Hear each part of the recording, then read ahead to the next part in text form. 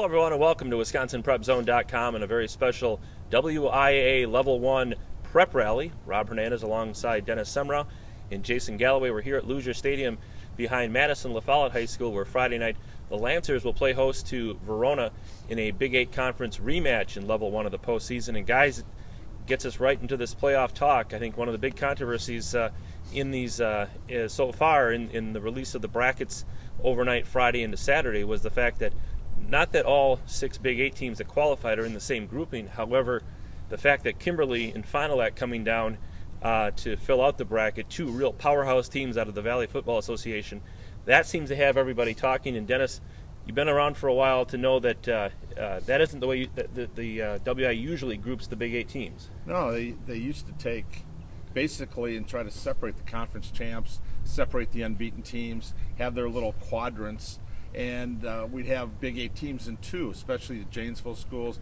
Maybe a Memorial would be in a separate 8-team grouping. Not this year. They put them all together, definitely geographical, and I don't think they did the Big 8 any favors, sending Kimberly and Fond du Lac, 2 teams that have been ranked in Division 1 in our writers' poll all year long in the top 10, putting them in that bracket. Well, and Jason, I don't have a problem with the Big 8 teams being grouped together since they went to the coaches seeding the playoffs. It's a lot like basketball where most of those schools are in the same grouping anyway. I have a problem with the fact that they went away for over the last decade. It's always been the Classic 8 and the Big 8 together. But this year they sent the Classic 8, including 2-time defending state champion Heartland Arrowhead, over to the left side of the bracket as you look at it on the page, and in the opposite bracket from the Big 8 schools, and really gave Arrowhead what looks to be a smooth sail to Camp Randall. Yeah, they did. I would love to be in the grouping meeting rooms to see exactly what the discussion was there. I'm sure this process is always a very difficult one for the WIAA, but like you said, it's always been the other way. You have to wonder why it happened this year, why it's different this year, and it's a really bad break for the Big 8 that they had to go up against Kimberly, the #1 ranked team in the state. And it's going to be tough for any Big 8 team to come out of that group. Can a slap in the face, you've covered the Big 8 all year, Jason, can a slap in the face for the Big 8 be enough to get them over that playoff hump? I know Sun Prairie got to the state finals a couple years ago, but it's been kind of a dearth of playoff or state finals opportunities for the Big 8. Is this kind of a message that maybe it's time for them to really improve their postseason standing in the eyes of the WIAA? It could be. I think logistically though, I don't know if a Big 8 team can really compete with Kimberly, even if they have any extra motivation from this kind of grouping thing. But you look at a team like Middleton, who their defense is going to keep them in any game, I think, no matter who they play. So that's the one team I look at and think, maybe they could hang, and if they get to the quarterfinals and they're at Kimberly, maybe they can hang with them and give themselves a chance. Well, we'll see how that goes. Kimberly, of course, the defending Division II state champion and the smallest school in the 32 teams of Division I. So on paper, it looks like it's a bad blow for the Big 8, but at the same time, as they say, Dennis, you got to play them sometime. Division II, though, it's a good thing. The local teams in Division II, we've got all the Badger Conference teams that qualified in the same grouping. There's more this year than there were a year ago. They're grouped with Slinger, Hamilton, and Watertown, and that's more of a conventional bracket grouping. It is. I used to have Wanakee and Slinger together, and you look at the bracket, a lot of different teams can come out of it. I think the team to watch is #4 Slinger. They play in a tough conference. So they played Wisconsin Lutheran tough, and I don't know, Wanakee, is this the Wanakee team that we knew and loved and other teams hated over the last decade? I think they're a step closer to that.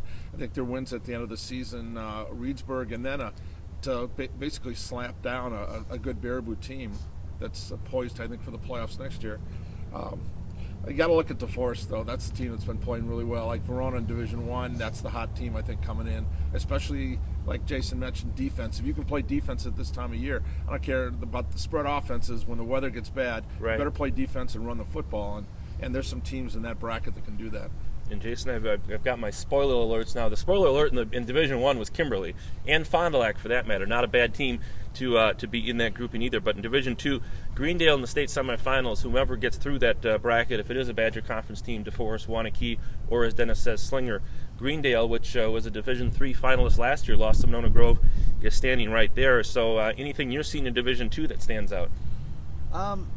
You know, I like Waunakie's chances. I think they finished the year strong, and I think that they're a team that they're a team that kind of built to make a deep run. I think, and at being the 2 seed, I think they kind of again Milton's going to be a tough test in the second round, but I think if they get back to if they're able to play DeForest in the quarters, I would like them in that game. I don't want to keep beat Milton earlier in the year, but after what Milton did with MG last week, you got to Bill O'Leary's got to be smiling, going, he's got everybody right where he wants them. That's right. Speaking of Monona Grove, the defending champs in Division III, part of a deep area grouping in that division. And Dennis, the makings are there for a Mount Horeb-Barneveld Monona Grove rematch. Now they met in week 1, and Mount Horeb-Barneveld won that one by 2.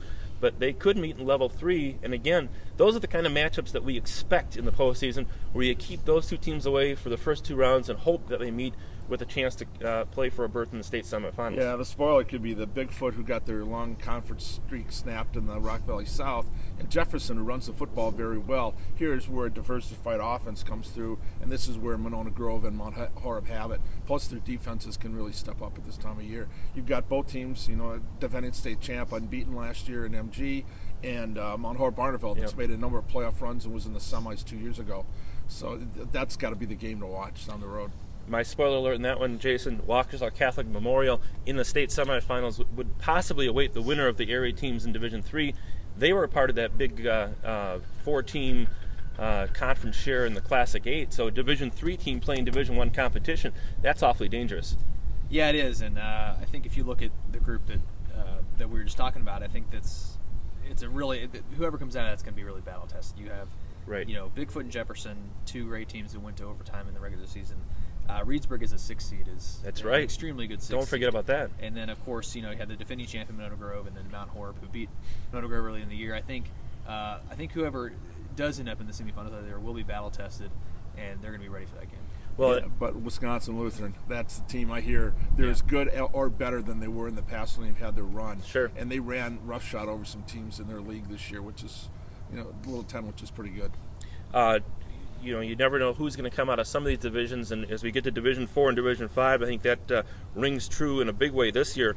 A wide open area bracket in Division 4, Wautoma and Lodi get number 1 seeds, but I'm not sure that means as much, Dennis, because it's just loaded with teams that are capable of getting through. We saw it last year with Platteville after getting beaten up in the SWC last year. They run the tables and get to Camp Randall. That could happen again out of the local area. Yeah, Broadhead Judah knocking off Bigfoot that last game of the year. I think that bodes well for them going into the playoffs. But there you go, Wautoma and Lodi. Lodi's won losses to Wautoma non-conference earlier in the year, so it'd be nice to see a rematch there. As I peek at your group there, the 2 spoilers in that lower group, and Little Chute with a 7-2 record coming out of the Fox Valley, and again, based on what we're seeing with some of the way that the Fox Valley was treated, I think they are an area that the WIAA sees as football rich, because they're getting some pretty good draws in this postseason. They've got Omro in the first round, but Bloomer at 8-1 coming down from Northwest Wisconsin in that Group C could upset the seeding process there, and 2 could beat 1, 4 could beat 1, 3 could beat 1. So we'll keep an eye on that, because then that would have an impact on that Lodi grouping that where the Blue Devils are ranked number 1. Guys, in Division 5, we never usually have to say much. There's only 5 teams locally, Jason, in that grouping, but Lancaster being one of them. 3 years in a row they've been to the state finals. 3 years in a row they've come home with the silver trophy. You'd like to think this is their year, but then they go, and my spoiler alert is they've got Arcadia in there, and those 2 teams met during the regular season, and Arcadia came out on top. So what do you make out of that Division 5 field? I agree. It's going to be a lot tougher for Lancaster this year. If they can make it back to the state finals, that would be a huge accomplishment, even though I'm sure they want to win it this year. But Arcadia, they're going to have to play, and then even in round 2, Poinnette is going to be a tough challenge. Just to get past the second round is going to be quite a challenge. So I think if Lancaster can make it back to where they did last year, that'd be they got to be happy with that. Yeah, Poinnette had their confidence shaken a little bit when they got beat by Lodi pretty good. Yeah. But again, that's one of those neighborhood rivalries. It doesn't matter what the records are. So they can throw that one out. I mean, Lancaster's got to go through there. But from day one I said Lancaster's got to go back. Yeah. John's right. We got to get him a goal again. Yeah, so I want to stick with the Flying Arrows. And they've all been great games at state too. That's the one thing. I mean, it's hard for a football guy like John Hoke to be too disappointed because that one game was 44-43 in overtime or double overtime and double classic game, and the last two have been all within a touchdown. So the Arrows have provided us a lot of postseason excitement here the last couple of years. We'll see if it happens again. Guys, Division 6, one of the great area groupings is the one that has Darlington as the 1 seed. Every team in the 8-team grouping 6-3 or better. 2 private schools in there. Racine Lutheran will make the trip to Martinsfield in Darlington on Saturday to take on the Darlington Redbirds. They're 6-3. The bottom half of the bracket in that grouping is Lake Country Lutheran, a team that lost to Blackhawk in the state semifinals of Division 7 a year ago. Hard to pick a team to beat out of that. I love the way Darlington's playing, but boy, no favors there in a tough division. Yeah, Pecatonica Argyle lost their starting quarterback, and the coach's son has stepped right up there. So from a Cinderella story, you kind of like that. Six Rivers, it was a pretty tough league this year. They're the one team that's there. Everybody else seems to made the Division 7 field. Private schools this time of year, especially in the smaller divisions, have a tendency to go far. Great matchup in week 1 or level 1. Mineral Point and Deerfield. Deerfield won the large trailways, which traditionally isn't a bad conference, and but they've had their troubles. Deerfield's run up against Racine Lutheran in the past. They're going to have a very good Mineral Point team, and then of course if they win that one, they could face Darlington or Racine Lutheran again. So, and then Iowa Grant Cuba City should be a great first round matchup. So if you're looking for a division where you can pull a matchup out of a hat, go to a game. Division 6 is the one that you'd probably want to take a look at. Jason, before we wrap up here, Division 7, Ithaca, a surprise number 1 seed in the local bracket in that division. Surprising only because the Ridge and Valley, not one of the stronger football conferences going back over time, only 1 state finalist since 1990, and typically the Six Rivers Conference has the run of that grouping. But this year, with the Six Rivers being so competitive, I think they beat each other out of a number 1 seed, it would appear. Yeah, I think you're right. I think when you look at the whole field, it's kind of hard to keep them out of a number 1 seed, even though, like you said, they're you don't typically see that from the Ridge and Valley. But I think Ithaca's played well enough to deserve it, and it's not going to be an easy road. I mean, I think Blackhawk could be a really tough game in the second round, but I think they earned the number 1 seed. And Dennis, the spoiler there, we know it. Burlington Catholic Central, 4 times a state finalist since 2004, and they always seem to be the team that mentally is the biggest hurdle for those teams. Whether it's Six Rivers, Ridge and Valley, they seem to be in the way of a lot of different small schools from the southwest Wisconsin part of the state. Yeah, it is, but I like Potosi's chances, the way they've been playing down the stretch. Very good to win that Six Rivers Conference title. But again, private schools, you never know.